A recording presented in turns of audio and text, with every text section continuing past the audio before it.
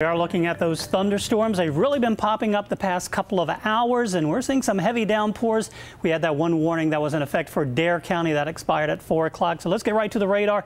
Show you again quite a bit of yellow showing up on the maps. Nothing out there is severe, but we are seeing some very heavy rain where some of these downpours are located. We'll take you back 3 hours. So this is 1:17.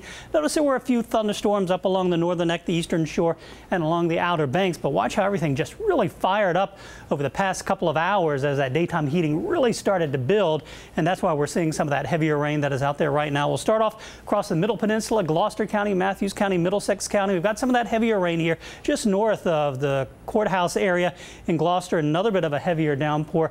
Now just moving into Gloucester Point, crossing over the bridge there over the York River. You can see that extends here off the coast of Pocosin, and that's slowly sliding its way off towards the east-northeast. A few other thunderstorms, one that was across Virginia Beach, that has since moved offshore. Still some light rain along the ocean front, and we got another cluster of thunderstorms back here towards Franklin and southern Isle of Wight County, northern Gates County here, south and west of Coral Peak, right around the Great Dismal Swamp and Lake Drummond, and through southern Chesapeake around Benefit, Ballahack Road, and out towards the Northwest Radio Station and towards Moyock. So again, got some of these heavier downpours. They will continue through the rest of the evening. For the next few hours, they'll be fairly heavy. Things will start to wind down a little bit after sunset, and things will become quite a bit more isolated. And then later tonight, just a passing shower or two.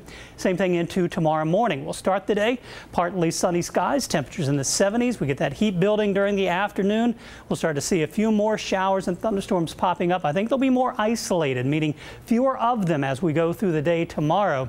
Temperatures will be back up into the upper 80s, but a cold front will move through Wednesday night. You can see that right in there, and that'll drop temperatures as we get into the day on Thursday.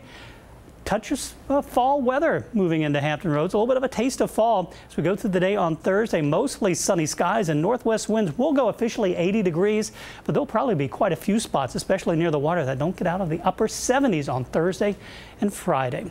Got the cloudy skies and some of the rain out along the ocean front. Our DQ camera there at 17th and Atlantic. 79 degrees, winds coming in out of the south-southeast at 6 miles per hour.